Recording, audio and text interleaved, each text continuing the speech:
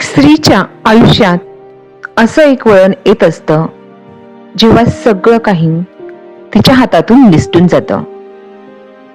नाती बदलतात, माणसं दूर जातात आणि तिच्या मनात एकच प्रश्न उरतो की मी खरंच एकटी पडले का? त्या क्षणी तिला एक कडू सत्य स्वीकारावं लागतं. आता माझ्याकडे देवाशिवाय कोणीच उरलेलं नाहीये.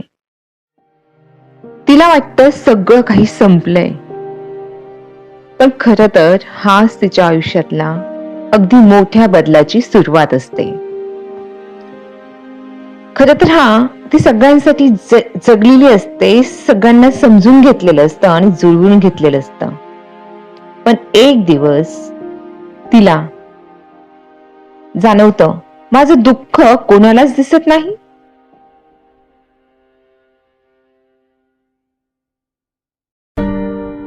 आपल्या माणसाकडून जेव्हा तिला दुखवलं जातं ना, तेव्हा वेदना सगळ्यात खोल असतात. ती स्वतःलाच प्रश्न विचारते, मीच चुकले का? की मीच कमी पडले का?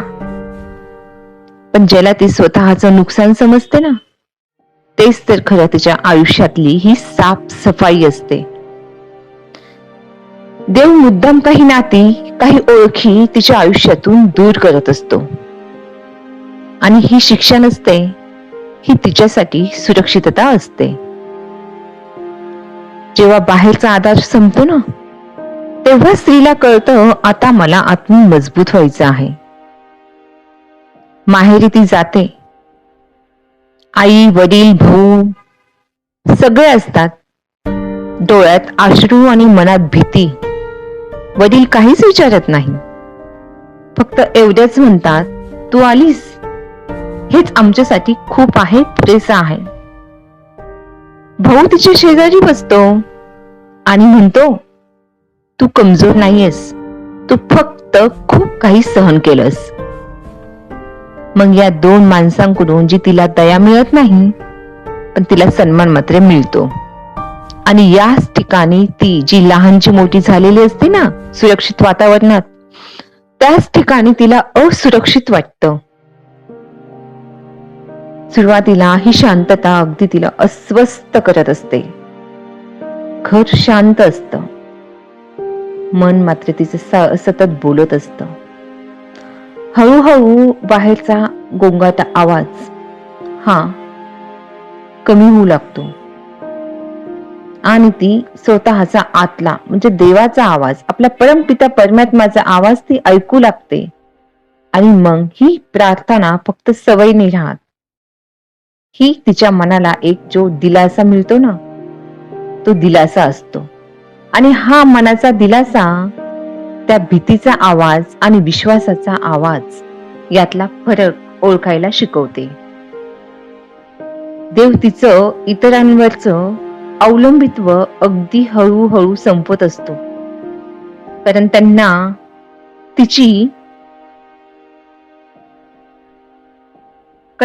तिची आतली ताकद देवाला बाहेर आणायची असते. एक एक करून जुने आधार तिच्यातून निघून जातात आणि ती हळूहळू ती स्वतः उभी राहायला शिकते. जी स्त्री स्वतःला कमकुवत समजत होती ना, आता तिची पावलं अगदी ठाम होतात. मग ही पावलं ती भीतीने नाही, तर विश्वासाने पुढे चालायला लागतात. दुःख हा असा काळ असतो जो माणसाला पूर्णपणे बदलतो. आणि याच काळात देवाशी म्हणजे आपल्या आत्म्याशी खरी बोलणी होते. देव तिच्या वेदनांचा उपयोग तिला अधिक समजूतदार बनवण्यासाठी करतो. मग आता ती स्वतःकडे जुन्या जखमींच्या नजरेतून नाही, तर देवाच्या नजरेतून पाहायला शिकते. तिच्याकडे दया, माया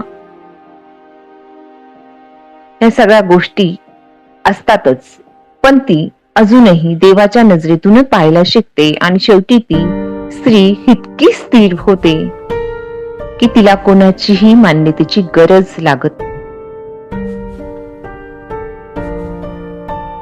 या एकटेपणात तिला कळतं की ती कधी एकटीच नव्हती.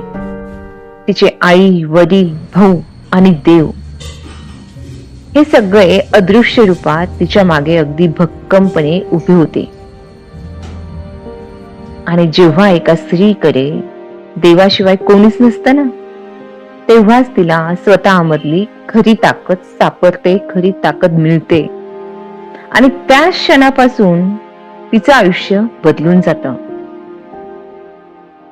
शेवटी हा प्रवास एक बीजासारखा आहे. जेव्हा त्याला आपण हा प्रवास एका बीजासारखा आहे. जेव्हा त्याला मातीत गाडलं जातं ना, तेव्हा त्या बीजाला वाटतं की सगळं काही आता संपलंय. पण खरं तर ह्या मातीतून म्हणजे इथूनच एक असं अगदी मजबूत झाडाचा जन्म होतो. इथूनच एक मजबूत झाडाचा जन्म होतो, जे झाड कितीतरी लोकांना सावली देतो, फळं देतो.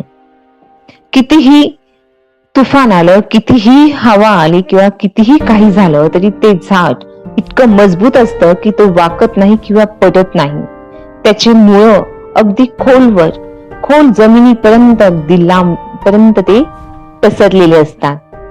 ह्यालाच मजबूत झाड असं म्हणतो आपण. जर हे शब्द तुम्हाला तुमच्या मनाला भिडले असतील ना, तर व्हिडिओ लाईक, सबस्क्राईब आणि शेअर करा आणि तुमच्या कमेंट्स मात्र नक्की करा. थँक्यू.